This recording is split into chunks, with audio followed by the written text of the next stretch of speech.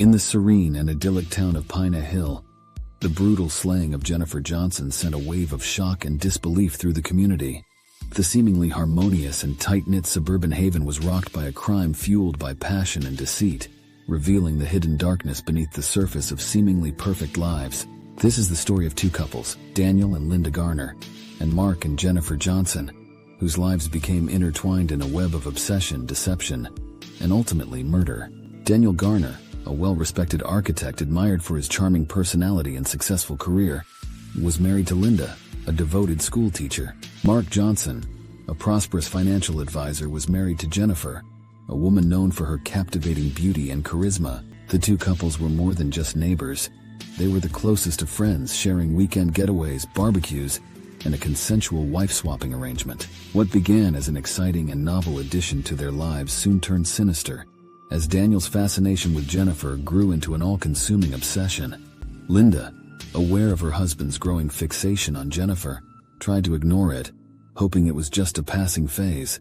Jennifer, however, sensed the intensity of Daniel's feelings and decided to end the arrangement, unaware of the deadly consequences that would follow.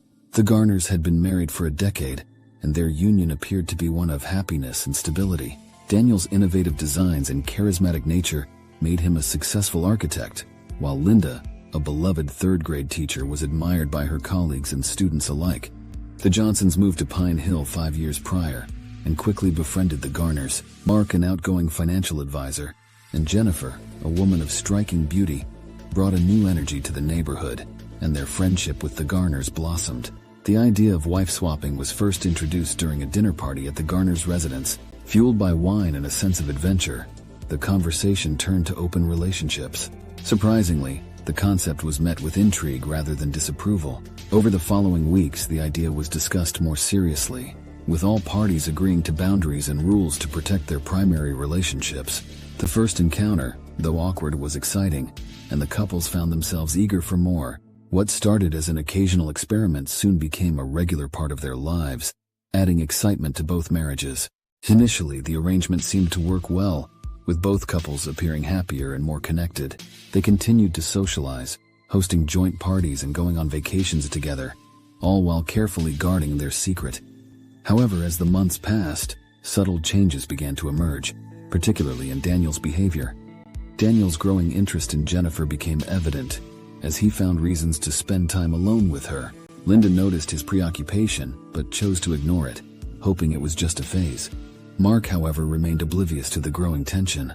Unbeknownst to the others, Daniel's fascination with Jennifer was evolving into something deeper and more troubling. His constant thoughts about her and their encounters consumed him, and what had started as a harmless adventure was slowly turning into an obsession with devastating consequences. Daniel's infatuation with Jennifer grew into an all-consuming obsession, dominating his thoughts during work meetings and family dinners. His architectural projects, once his passion, now seemed secondary to his desire for Jennifer. He started finding ways to be near her, volunteering to help with tasks Mark usually handled, or inviting the Johnsons over more frequently. Linda began to notice the change in her husband, attributing it to the excitement of their new lifestyle at first. However, it soon became clear that Daniel's interest in Jennifer went beyond their agreement. One evening, while cleaning up after a dinner party, Linda confronted Daniel about his growing obsession with Jennifer. His reaction was defensive, dismissing her concerns as jealousy. Linda, not wanting to disrupt their delicate balance, let it go but kept a closer eye on him. Her suspicions grew when she found him staring at Jennifer during gatherings, his gaze lingering longer than necessary. Jennifer, too, began to sense Daniel's growing obsession, initially flattered by his attention, but soon finding it uncomfortable. The turning point came during a weekend trip to a lakeside cabin, where Daniel's fixation on Jennifer became increasingly apparent. He monopolized her time, insisting on taking her out on the lake alone, leaving Mark and Linda behind. The tension was palpable, and Jennifer's attempts to distance herself were met with subtle resistance from Daniel. One night, while sitting by the fire, Daniel made a comment that crossed the line, suggesting they leave everything behind and start fresh together. Jennifer, shocked and unsettled, excused herself and went to bed early. Linda, who had overheard the conversation, confronted Daniel again, this time less dismissive but still refusing to acknowledge the depth of his feelings. Linda's frustration grew as she realized the extent of Daniel's obsession. fearing it could destroy their marriage and their friendship with the Johnsons. Despite her efforts to intervene, Daniel's behavior only became more erratic, following Jennifer outside of their arranged meetings and showing up at her workplace under the guise of casual visits. Jennifer's unease turned to fear, and she confided in a close friend who advised her to distance herself from Daniel as much as possible. Determined to take control, Jennifer decided to end the arrangement altogether, hoping that by doing so, Daniel would return to his senses and they could all move on from this chapter without causing further harm. One evening, while Mark was away on a business trip, Daniel showed up at the Johnsons' house unannounced. Jennifer, taken aback, let him in, hoping to avoid a scene. They sat in the living room, the air thick with tension, as Daniel confessed his feelings for her, speaking of a future where they could be together openly. Jennifer, horrified, tried to reason with him, explaining that their arrangement was never meant to be more than a temporary excitement. As Daniel's declarations became more intense, Jennifer's fear turned to anger, and she realized she needed to put an end to this before it destroyed her marriage and her friendship with Linda. Jennifer told Daniel firmly that their arrangement was over, and that he needed to respect her boundaries and her marriage. Daniel, visibly shaken, tried to persuade her to reconsider, but Jennifer stood her ground. Over the next few days, Jennifer avoided Daniel, hoping he would come to his senses. She confided in Linda, who listened with a heavy heart, feeling a twisted loyalty to Daniel despite wanting to support Jennifer. Linda promised Jennifer she would talk to him, hoping to defuse the situation. However, Daniel's obsession only deepened, and he started showing up at Jennifer's work, waiting for her after hours and leaving her messages expressing his undying love. Jennifer, feeling increasingly unsafe, decided to confront him one last time, hoping to make him understand the gravity of his actions.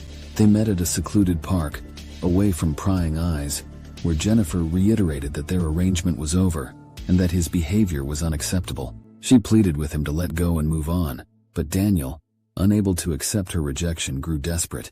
Unbeknownst to them, Linda had followed Daniel to the park, watching from a distance as the confrontation unfolded. She could see the anguish on Daniel's face and the determination on Jennifer's, knowing that this confrontation was inevitable, but also fearing what might happen next. As the argument escalated, Daniel's desperation turned to anger, and Jennifer's refusal to entertain his fantasies felt like a personal betrayal. He lashed out verbally, calling her names and accusing her of ruining his life. Jennifer, maintaining her composure, insisted that they part ways and return to their respective marriages. Linda, watching from the shadows, felt a surge of panic. She knew she had to intervene before things got out of hand. She stepped out of her hiding place and approached the two, her voice shaking as she called out to Daniel. The sight of Linda seemed to snap Daniel out of his rage, and he turned to her, his expression a mix of confusion and relief. Jennifer, taking advantage of the distraction, walked away, determined to put as much distance between herself and Daniel as possible. Linda, now alone with her husband, tried to calm him down, reassuring him that they would find a way to move past this. Inside, however, she knew that their lives had been irreversibly changed. The affair had reached its breaking point, and Jennifer's decision to end the arrangement had set off a chain of events that could not be undone. The confrontation at the park left Daniel in a state of turmoil. Jennifer's firm rejection and Linda's unexpected appearance had shaken him to his core. He returned home that night, his mind a whirlwind of anger, betrayal, and despair. Linda, sensing the storm brewing within him, tried to soothe his troubled thoughts, but Daniel remained inconsolable. Over the next few days, Daniel's behavior became increasingly erratic, vacillating between bouts of intense anger and deep despondency. He stopped going to work, spending his days obsessing over Jennifer's rejection and the perceived injustices he had suffered. Linda, unable to reach him, felt her own frustration and fear growing. She knew something had to give, but she wasn't prepared for the drastic turn of events that would soon unfold. Jennifer, on the other hand, was determined to move forward. She avoided all contact with Daniel, focusing on her work and her relationship with Mark. She hadn't told her husband the full extent of Daniel's obsession, fearing his reaction and the potential fallout. She hoped that by cutting ties, Daniel would eventually come to terms with the end of their arrangement and leave her alone. One evening, Jennifer returned home from work to find Daniel waiting for her outside her house. Her heart sank at the sight of him and she steeled herself for another confrontation. She approached him cautiously, her voice steady but firm as she told him to leave. Daniel, his eyes wild with desperation, begged her for one last chance to explain himself. Jennifer, sensing the futility of the conversation, tried to walk past him, but Daniel grabbed her arm, his grip tight and painful. Jennifer struggled to break free, her voice rising as she demanded he let go. The commotion attracted the attention of a neighbor who stepped outside to see what was happening. Seeing the neighbor, Daniel released Jennifer and fled. Jennifer, shaken and frightened, thanked the neighbor and hurried inside. She called Linda, hoping to find some way to resolve the situation without involving the police. Linda, hearing the fear in Jennifer's voice, agreed to meet with her the next day to discuss how to handle Daniel's increasingly unstable behavior. The next day, Linda met Jennifer at a local cafe. Jennifer, looking exhausted and tense, explained the encounter with Daniel and her growing fear for her safety. Linda listened intently, her mind racing as she tried to formulate a plan. She promised Jennifer that she would talk to Daniel and make him understand that their relationship was over. After the meeting, Linda returned home to find Daniel in a state of agitation. She confronted him about the incident with Jennifer, her voice a mix of anger and concern. Daniel, feeling cornered, lashed out at her, accusing her of taking Jennifer's side and betraying him. The argument escalated, and Linda, fearing for her own safety, retreated to their bedroom. That night, Daniel's thoughts turned darker. He couldn't accept that Jennifer had rejected him and that his own wife was against him.